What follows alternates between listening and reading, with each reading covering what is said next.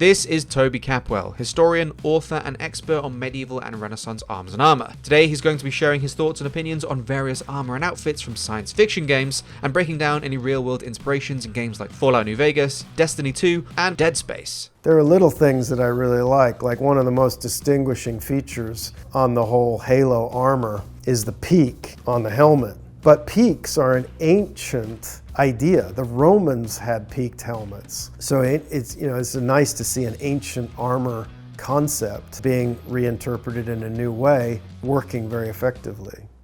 If you enjoy this kind of content, be sure to subscribe for more and check out our previous episodes, including an expert in pirates checking out Assassin's Creed 4 Black Flag. But without further ado, over to Toby.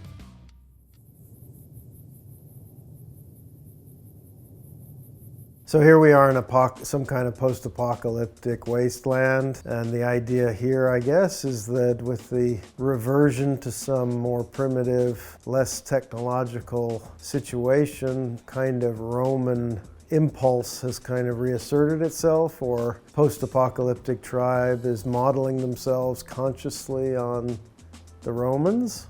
Plenty of pretty recognizable Roman references here with the helmet with the transverse crest. The real Roman crests were made of horsehair, either undyed or dyed a some bright color like this. That's combined with what appeared to be recycled American football shoulder defenses and this kind of thing. Kind of interesting just to think, what are the core ingredients of some distinctive visual system? How much Roman do you have to add to the recipe before it is recognizably Roman looking? Kind of interesting to strip a historical image down to the bare bones and see how you can you reconstruct it, the sense of it, using other ingredients. It kind of seems like what they're trying to do here.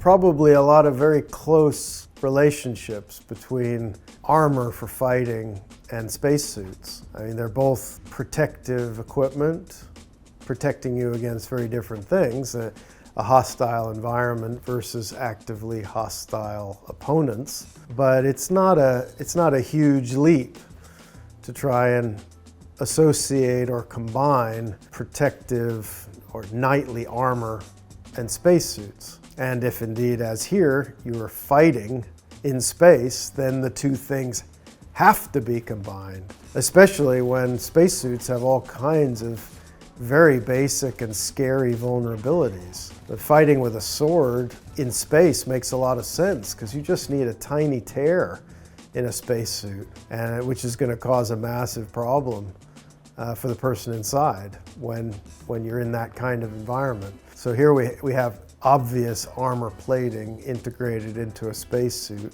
And interestingly here, the armor plating is very asymmetrical. He's an astronaut armed with an assault rifle of some variety. Then he really needs that asymmetric protection on his offside. And that historically in Europe, you see that a lot when armor is heavily weighted in its design function to fighting on horseback. Fighting on a horse is an inherently asymmetrical activity because you've got the reins in one hand and you've got your weapon in the other hand. So one side of your body is more vulnerable because your hand is doing something other than defending yourself, and the weapon is over here. It's harder to strike on that side. This needs more mobility. This side needs more protection. There are all kinds of reasons why asymmetry arises in protective gear. So this is quite well thought out, I think.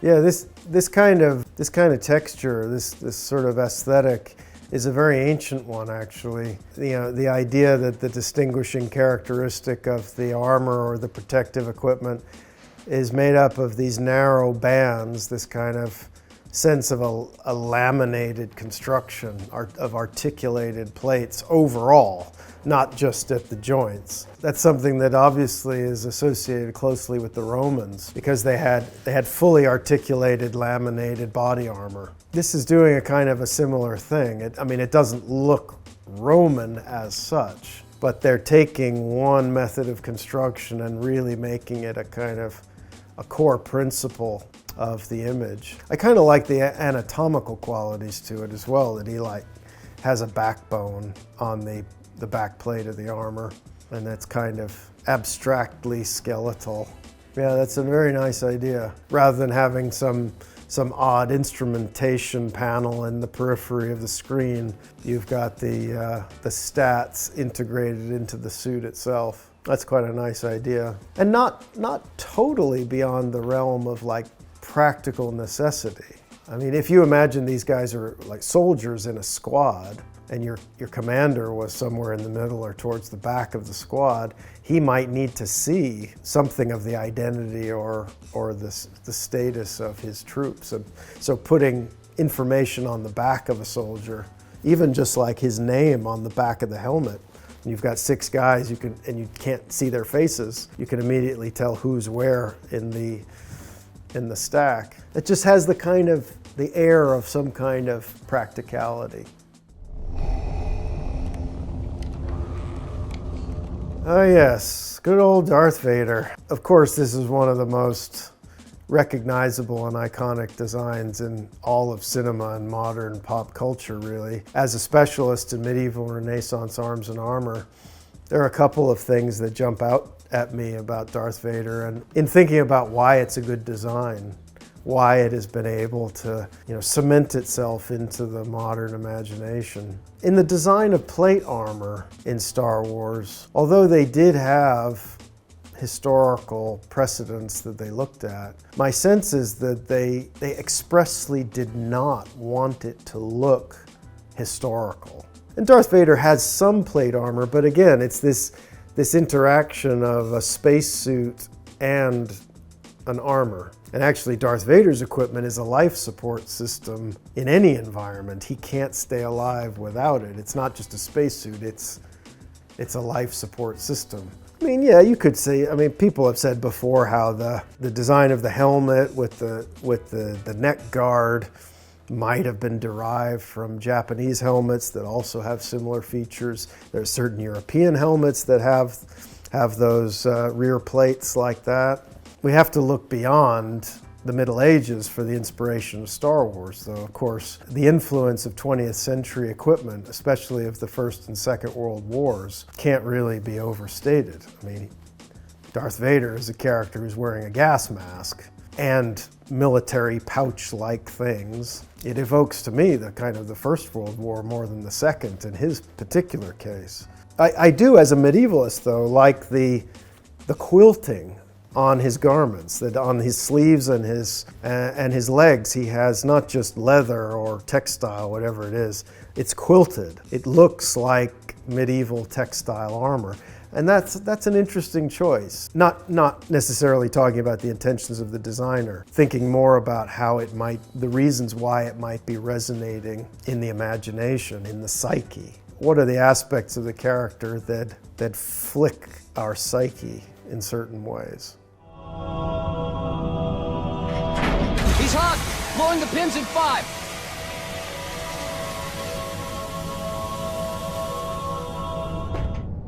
When the concept of armor, or plate armor in particular, enters the science fiction realm, it's kind of an opportunity to go further with the basic principles of real armor. Real armor in the Middle Ages or the Renaissance or whatever augmented the body in a very specific way. You cover the body in articulated plates of steel. You're able to suffer terrible physical punishment that would kill you otherwise. So here, Master Chief is wearing protective full plate armor. Isn't really that different from a medieval armor. And it also augments him in more direct ways. He probably has enhanced strength. But I like the design because they've still stayed quite close to the inherent requirements of the human anatomy.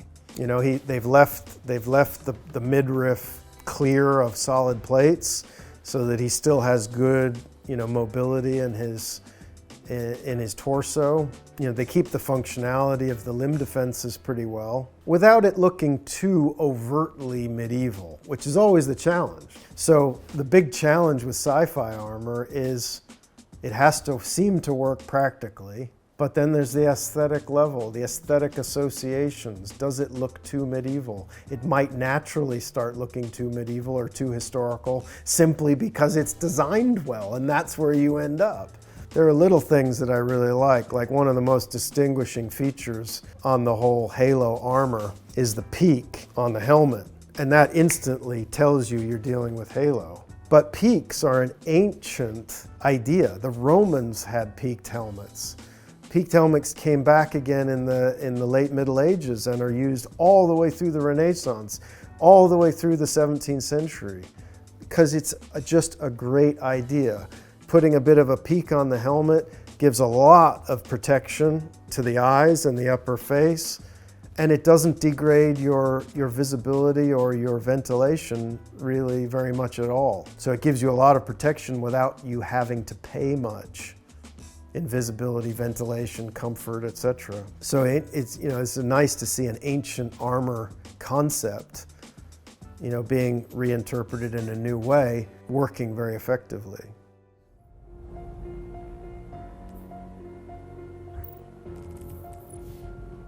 This blue character here is an interesting comparison to Master Chief in reference to the whole issue of whether or not we want our plate armor to end up looking medieval. There are certain aspects to this. I mean, that prow-like form on the visor, how the visor slopes up to the sights.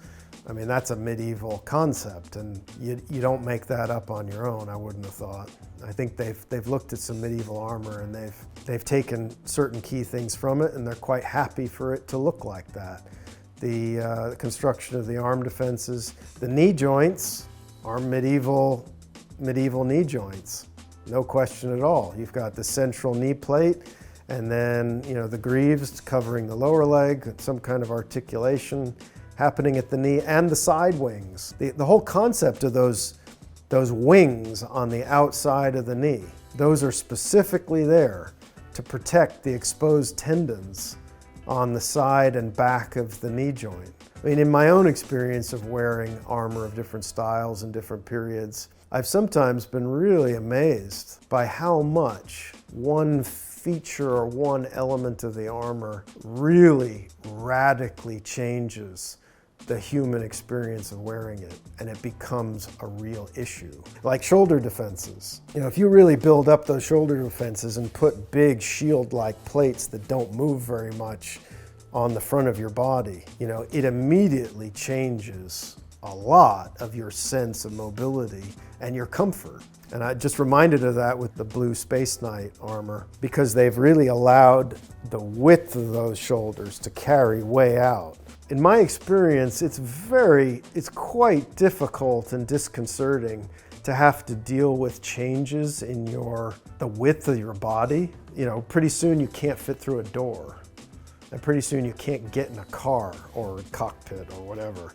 And, it's surprising how many things in the constructed human environment take the standard width of a human being for granted. And if you substantially increase that, all kinds of things that you might not have considered become really problematic.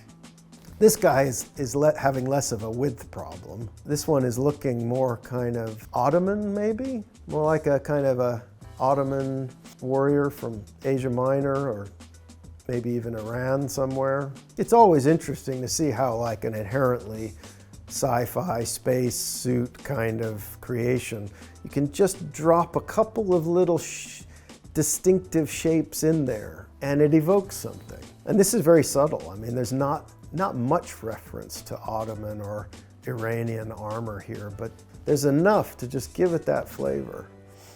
That's quite nice. To disappear into some secret organization. Give up the glory of being a crusader? I don't think so.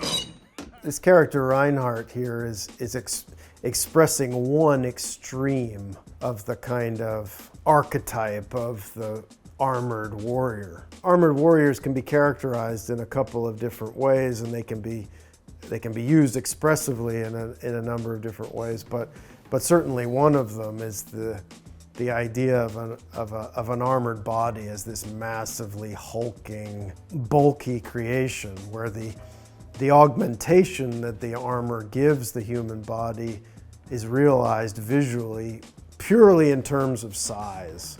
You know, there's a long history of knights being misunderstood after the period when they had real military significance. You know, Cervantes in Don Quixote invented the idea that you could use the image of the armored warrior for satirical purposes, that you could make fun of this ridiculous notion of wearing all of this armor. And then the armor then comes to symbolize the out-of-touch obsolescence of an aristocratic class that's now behind the times and disconnected from the modern world and really obsolete. This game kind of recalls that a little bit. It's taking the idea of body augmentation to kind of a light-hearted and slightly ridiculous extreme. But I'm not denying that it's fun. I mean, it's kind of fun to look at. It's the idea that you're so big and massive that you need rocket assistance in everything you do is sort of a fun idea. And this is the other end of the spectrum now. The armored body as something that is not bulky, that the skill is in making an armored carapace for the human body that is as form-fitting and least disturbing to the natural size of the wearer as possible, and accentuating the grace and speed and skill of an elite armored warrior over their size and muscularity and bulkiness. It's like two ends of it's like a range, a spectrum, and this game is dealing with those two extremes and two very different interpretations of what a highly trained, armored, knight-like character can be.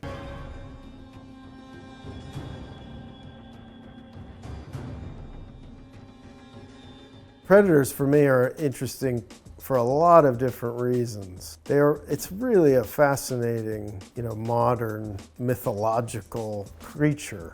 And it seems to me that somebody who worked on this, again, understood that if any aspect of it looked human or obviously like something that humans have made, then they would have failed. The Predator's technology, his armor, his weapons have to look alien.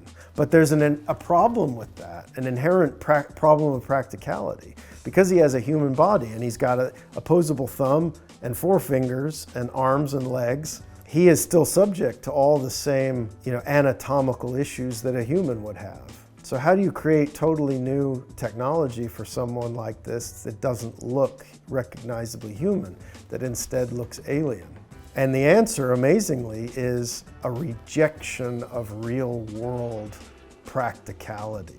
Just about everything that the Predator is doing is impractical and wouldn't work in reality. But that's precisely the point. He's so alien and so powerful beyond a human that somehow he can make totally impractical weapons and technology work. Like the idea of putting, you've got this brace or armor plating around the forearm, and then you have these blades that spring out of that. But you've oriented the blades along the top of the forearm. There's basically no human weapon in all of history that works like that, because it's inefficient from the point of view of the human musculature. And that's relevant here because the Predator essentially has human-type musculature, biceps, triceps, he's built like a human. And this action, the action that you would need to use blades that are set that way, is weak. These are not These are just muscles for moving your arm around. These aren't muscles for doing anything. You know, if a human uses a bladed weapon, they orient it like this. So you're striking with the big, strong muscles, not with the weak outside shoulder muscles. Similarly, if, you know, with the armor is very, you know, it's impressionistic, but it doesn't really achieve anything except creating a really iconic total image. Generally, I think the Predators, all of their arms and armor is defined by a kind of purposeful and inherent impracticality, and that's what makes the character work. That's why he looks alien, that's why he looks distinctive, because this is not what has ever worked for any human society.